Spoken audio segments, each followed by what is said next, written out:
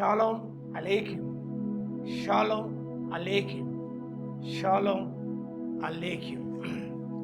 Topic for today is our identity and purpose of believers. మన యొక్క గుర్తింపు, మన యొక్క జీవిత ఉద్దేశం, identity and purpose of believers. Peter's first epistle, chapter 2, verses 9 and 10. పేతురు భక్తుడు రాసిన మొదటి పత్రిక 2వ అధ్యాయం 9వ వచనం. అయితే మీరు చీకటిలో నుండి ఆశ్చర్యకరమైన తన వెలుగులోనికి మిమ్మల్ని పిలిచిన వారి గుణాతిశయములను ప్రచురము చేయి నిమిత్తము ఏర్పరచబడిన వంశమును, రాజులైన యాజక సమూహమును, పరిశుద్ధ జనమును, దేవుని సొత్తైన ప్రజలనై ఉన్నారు. ఒకప్పుడు ప్రజగా ఉండక ఇప్పుడు దేవుని యొక్క ప్రజ అయితిరి. ఒకప్పుడు కనికరింపబడక ఇప్పుడు కనికరింపబడుతుంది. Our identity, chosen race, chosen by God. So God's people are now defined by their spiritual birth in Christ rather than their physical lineage. భౌతిక సంబంధమైన వాటిని బట్టి కాకుండా క్రీస్తును తిరిగి జన్మించడం ద్వారా మనము దేవుని పిల్లలుగా మనం గుర్తింపబడుతున్నాము. చోదన్ రేస్, ఏర్పరచబడిన వంశం. రెండవదిగా ఎ రాయల్ ప్రీస్ట్హుడ్. పాత నిబంధన కాలంలో ప్రతిష్ఠించబడిన యాజకులు మాత్రమే దేవుని సంధించేవారు, బలులు అర్పించేవారు.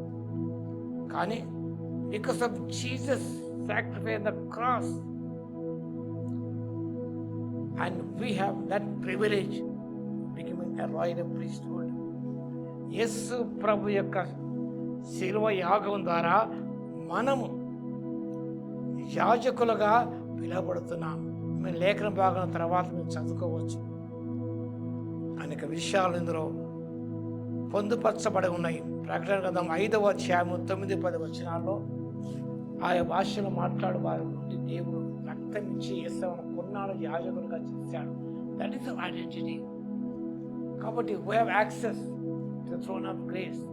ఎందుకంటే ఆ రక్తం ద్వారా మనం యాజకులుగా చేయబడ్డాం. కాబట్టి ప్రజల పక్షమున, మన పక్షమున మనం దేవుని జ్ఞాపన చేయడానికి, ఆ మధ్యవర్తిత్వం వహించడానికి ఒక ఆధిక్యతను పొంది ఉన్నాం. Royal priesthood.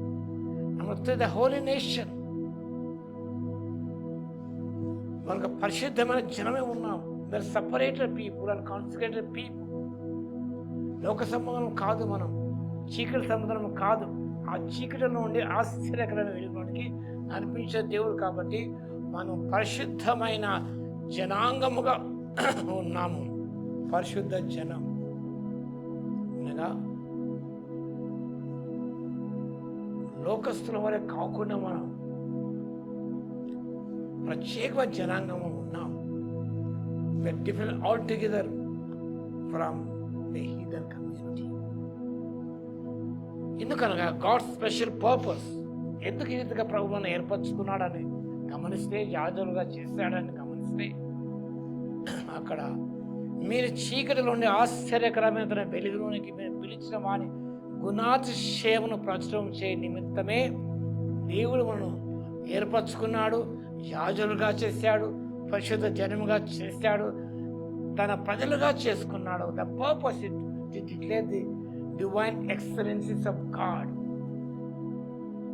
దేవుని గురించిన గుణాతిశయం ప్రచురం చేయ నిమిత్తమే ఒకప్పుడు చీకటిలో ఉండే ఆశ్చర్యకర వెలుగులోకి నడిపించబడ్డాము. కాబట్టి ఆయన గురించి మనం ప్రకటించడానికి, ఆయన గుణాశయం ప్రచురం చేయ నిమిత్తమే దేవుడు మనల్ని ఏర్పరచుకున్నాడు. అదే దట్ ఇస్ ద పర్పస్. అప్పుడు ఖాళీ ఆ విషయాన్ని జ్ఞాపకం చేసుకోండి. దేవుని గుణాశయం ప్రచురం చేస్తూ ముందుకు సాగిపోవడానికి పరిశుద్ధాత్మ దేవుడి శక్తి మనకు దయచేయను గాక. ఆమె స్తుతికి పాత్ర మహోన్నతుడ, నీకు స్తోత్రాలు తండ్రి. మీ యొక్క గుణాశయం ప్రచుర నిమిత్తమే తండ్రి మీ ఏర్పరచడం వంశముగా ఉన్నాం. రాజులను యాజక సమూహం చేర్చబడ్డాం. పరిశుద్ధమైన జన్మగా ఉన్నాం. మీ సొత్తైన ప్రజలుగా ఉన్నాము తండ్రి. మీకు స్తుతి స్తోత్రాలు తండ్రి. మిమ్మల్ని గురించి ప్రకటిస్తూ మీ గుణాశయ ప్రచురం చేస్తూ ఈ లోకంలో తండ్రి మీ ముందుకు సాగుటకు ఆత్మశక్తి ఇవ్వగలందుకు మీకే స్తుతి స్తోత్రాలు చెల్లిస్తూ మా ప్రభును రక్షకుడైన యేసుక్రీస్తు పేరట ప్రార్థించి వేడుకొచ్చున్నాము తండ్రి. ఆమేన్. మన తండ్రి అయిన దేవుని యొక్క ప్రేమయు, మన ప్రభువును రక్షకుడైన యేసుక్రీస్తు యొక్క కృపయు, పరిశుద్ధాత్మన యొక్క అన్యోన్య సహవాసం మనందరికీ సదాకాలం తోడై ఉండును గాక. ఆమేన్.